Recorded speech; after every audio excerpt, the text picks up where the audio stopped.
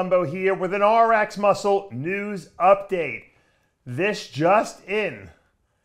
Andrew Jacked, who announced a week ago that he would be doing the Arnold Classic after they raised the prize money to $300,000 for first place, has officially hired Chris Aceto, our very own, the technician himself, to do his coaching, which means that George Farah obviously is no longer Andrew's coach.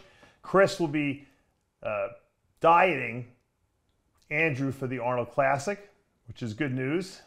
Chris has a great track record. Also, Andrew will be moving out to live with Chris Psycho Lewis, another good friend of the show and former trainer of Sean Roden, among other. And Chris Aceto, Psycho Lewis, and Roden did some amazing things, including win the Olympia.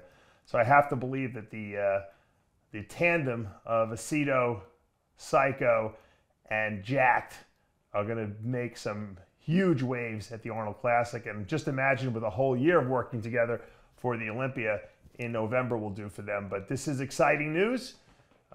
Breaking. I have to speculate whether one of the reasons why Andrew left George Farah was because of the King Kamali impression that he did on last week's Heavy Muscle Radio. Let's cut to the clip. Now we speak of Andrew Jacked. Andrew Jacked was only 88.6349% at the Olympia. The reason why he was only 88.6349% is because we gave him white rice from the mountains of Sumatra. The white rice was not bioengineered for mutants. Next time, I am speaking, be quiet. Next time, we are going to feed him white rice from the caves of Sri Lanka, where they make real rice.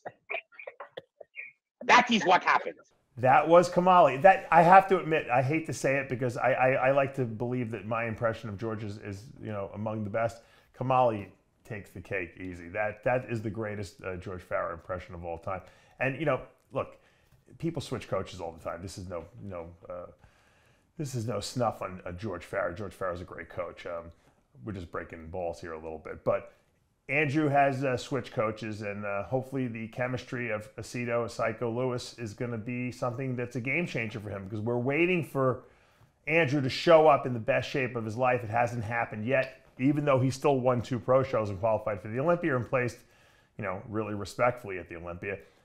Winning an Arnold Classic would surely cement his status as a serious contender for the Mr. Olympia title in November.